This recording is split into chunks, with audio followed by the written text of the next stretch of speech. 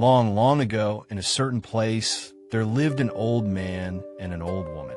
Every day, the old man went to the mountains to cut brushwood, and the old woman went to the river to do the washing. One day, as the old woman was busily washing by the river, a great big peach came floating down from upstream. Don Buracoko, Suckoko. My, what a splendid peach. I'll take it home as a gift for the old man. She reached out, but the peach was too far and she could not reach it. So the old woman sang, "The water over there is bitter, the water over here is sweet," and clapped her hands. Then the peach again came floating Don Buracoko, Suckoko, right up in front of the old woman. Beaming with joy, the old woman picked up the peach, put it in her wash tub, and lugged it home. Heave-ho, heave-ho. In the evening, the old man came home from the mountain with brushwood on his back. "I have something wonderful," said the old woman, and brought the great peach from the cupboard. As the old man held the peach in both hands and gazed at it, the peach split with a pop into two, and with a lusty wah-wah, a darling baby boy sprang out full of life. "Surely the gods have granted us this child," they said, and overjoyed, the two lifted the baby in their arms. And because he was born from inside a peach, they named the child Momotaro. Momotaro grew and grew, far bigger than ordinary children and astonishingly strong. No one in the neighborhood could match him. When Momotaro turned 15, a man who had wandered the far islands came and told a strange tale.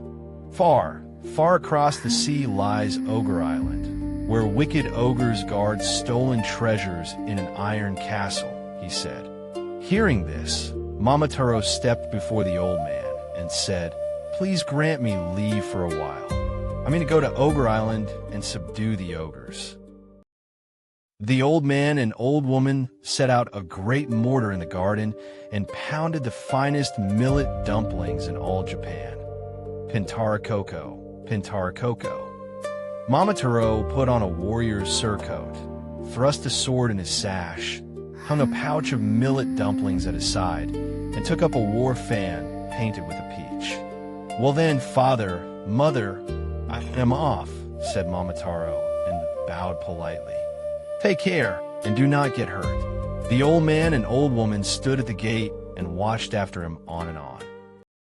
When Momotaro reached the top of a mountain, a dog came running from the grass with a bow-wow and asked, "Where are you going?" "To Ogre Island to subdue the ogres." "What is at your waist?" "The finest millet dumplings in Japan."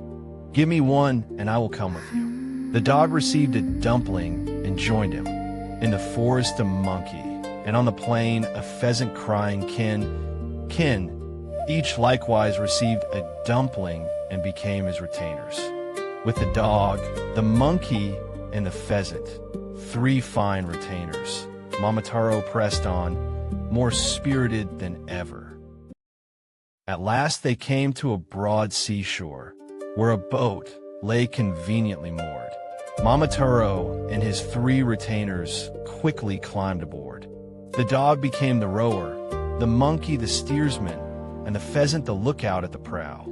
Over the deep blue sea the boat sped like a flying arrow, until the pheasant cried, "There, there, an island." Ogre Island grew near before their eyes, and at the iron gate the figures of ogre sentries could be seen on guard.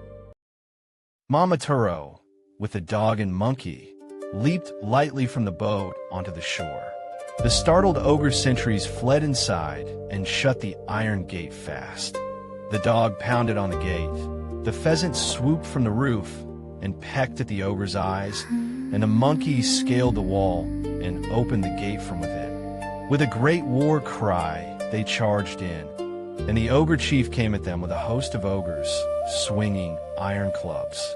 But pecked in the eyes by the pheasant, bitten on the shins by the dog, and clawed in the face by the monkey, the ogres at last surrendered.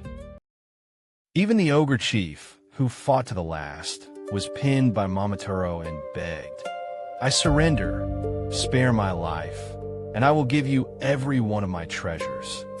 The ogre chief brought out the magic straw, cloak, and hat, the lucky mallet, the wish-granting jewel, and the most precious treasures in the world, heaped like a mountain on a cart.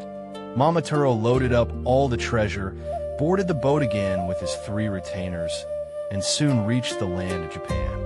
The old man and old woman, waiting at home, were beside themselves with joy to see Momotaro return drawing the treasure.